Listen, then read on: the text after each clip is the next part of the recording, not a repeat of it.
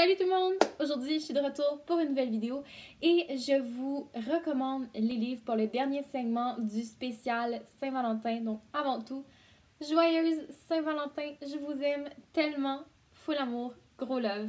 Donc c'est ça, aujourd'hui c'est l'amour de soi. Et je tenais à incorporer ce segment-là dans mon spécial Saint-Valentin parce que souvent on voit cette fête-là comme la fête de l'amour, ce qui est vrai. Mais on pense souvent à l'amour qu'il y a entre deux personnes amoureuses.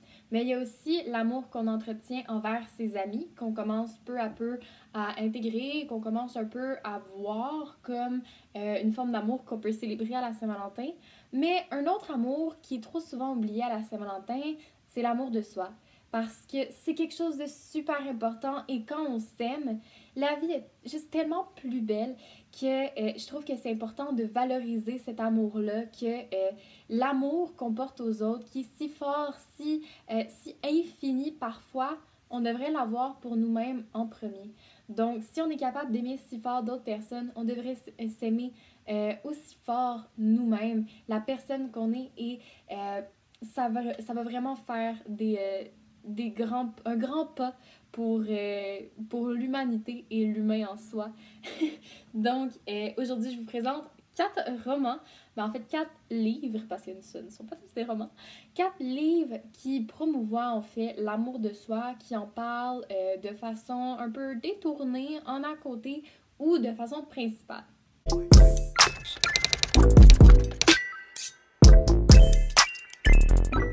Première recommandation, c'est un livre de Gordon Korman, Restart.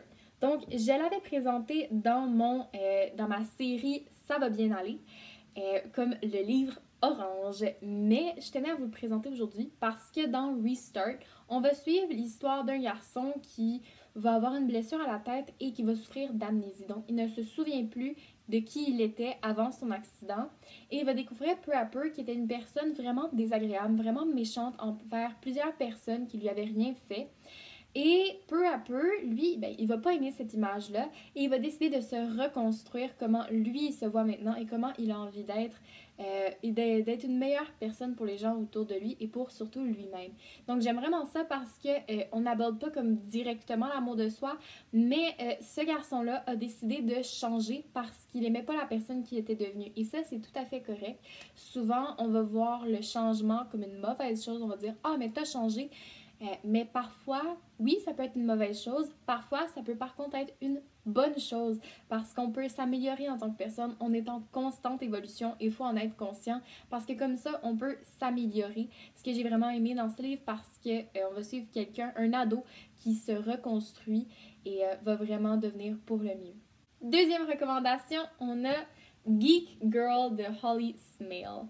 Donc, j'ai lu ce livre il y a un moment déjà, mais je l'avais vraiment aimé parce qu'on voit en fait une nerd, une geek qui va devenir top modèle du jour au lendemain. Elle va avoir un appel et elle va devenir une mannequin et c'est quelque chose qu'elle n'avait jamais envisagé. Elle s'est toujours vue comme une intellectuelle, une fille qui travaille fort, qui aime beaucoup l'école, un peu comme un cerveau. Et c'est qu'elle ne s'attendait pas du tout à être choisie comme mannequin. C'était même pas dans ses possibilités d'avenir. Et là, tout à coup, elle se retrouve avec ce côté-là de sa vie qu'elle n'avait pas du tout planifié, qu'elle ne sait pas trop comment gérer. Et là encore, on va explorer l'amour de soi parce que Geek Girl, elle doit apprendre à aimer toutes les facettes d'elle et à peut-être oublier, à donner moins d'attention à celles qu'elle ne veut pas conserver. Elle doit choisir aussi ce qu'elle veut faire parce qu'elle ne peut pas tout faire. Donc, ça amène vraiment à des belles pistes de réflexion.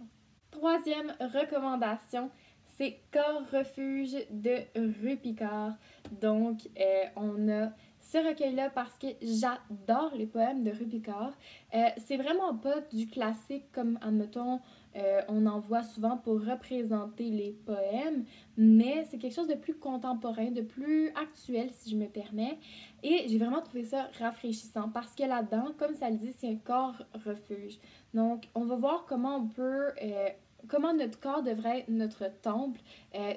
qu'est-ce que c'est un esprit sain dans un corps sain, tout ça à travers de petits segments de poèmes. Ça se lit très très vite, très très bien, c'est très court, souvent avec des belles illustrations de l'auteur.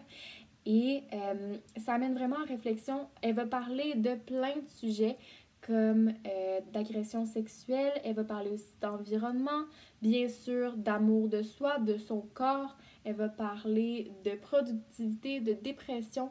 Donc j'ai vraiment aimé que Ruth Picard abordait autant de sujets divers, mais qui au fond viennent tous avoir un impact sur la personne qu'on est et l'amour qu'on se porte. Donc j'ai vraiment aimé ça parce que, surtout le bout sur la productivité, parce que Ruth Picard dit qu'à un moment donné, être productif, qu'on veut trop être productif et que c'est jamais assez, la productivité, ça devient antiproductif.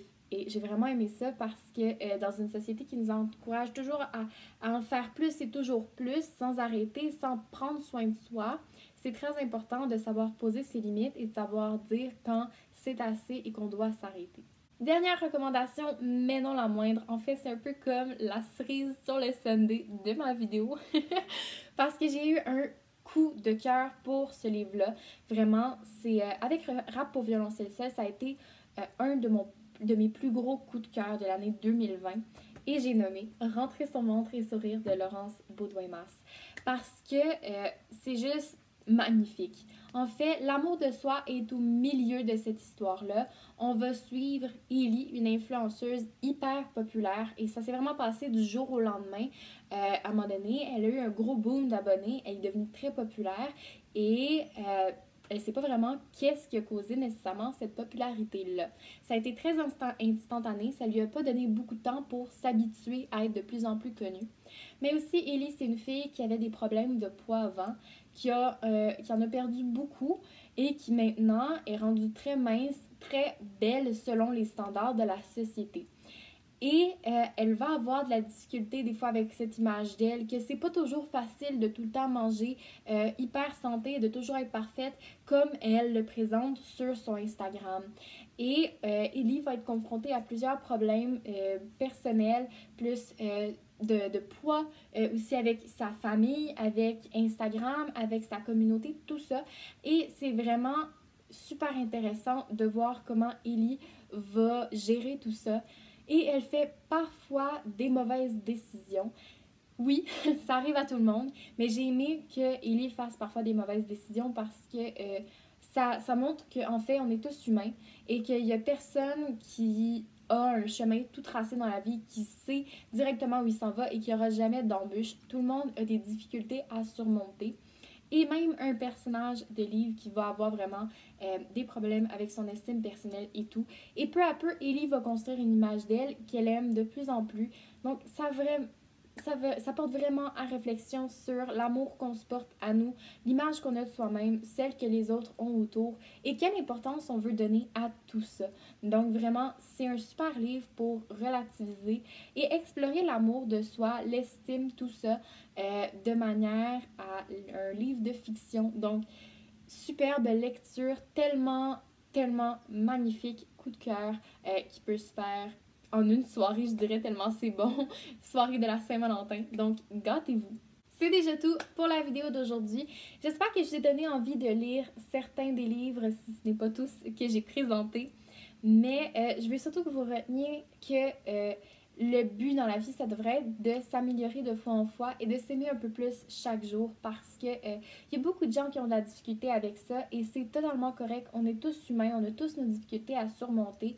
Mais ça veut pas dire qu'on peut pas faire d'efforts. Et moi, je veux qu'en cette journée de Saint-Valentin, vous vous aimiez. Célébrez l'amour que vous avez envers vos proches, amis, amoureux, amoureuses, peu importe, mais surtout vous-même parce que c'est super important. Et on peut pas travailler quand on est vidé.